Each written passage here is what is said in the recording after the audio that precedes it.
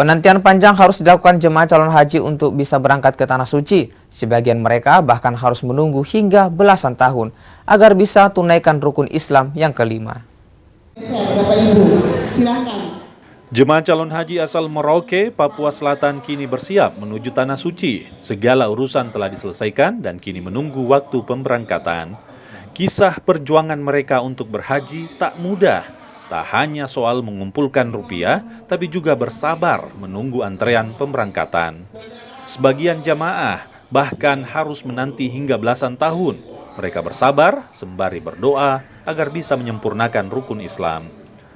Ngalimin misalnya, penantiannya selama 13 tahun akhirnya bisa terwujud. Bersama anaknya, lansia tersebut kini naik haji setelah menabung dari hasil pertanian. 77. Dari mana Pak? Dari Kurik 5. Ini Pak berapa tahun menabung bisa berangkat haji? 13 tahun. Sehari-hari apa Pak kegiatannya? Tani. Dengan anak. Berdua saja? Anak dua. Berarti bertiga? Bertiga, oke. Hal serupa dialami Sularsi.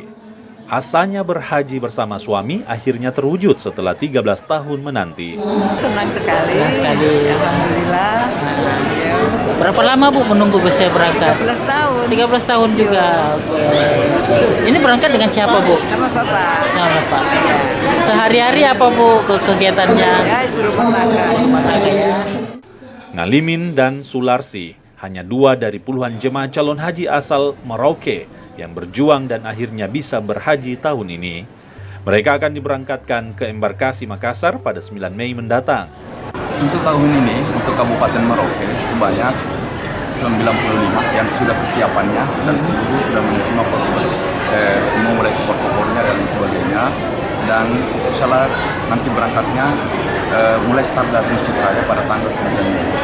Mulai dari start jam 5 pagi dan menuju ke bandara,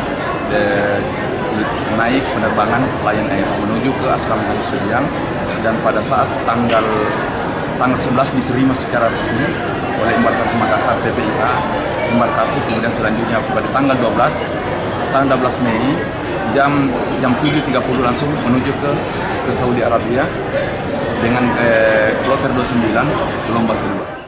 Rencananya, jemaah calon haji asal Merauke akan berangkat ke Tanah Suci pada 12 Mei 2026 mendatang. Kathleen Romera, Kompas TV Merauke, Papua Selatan.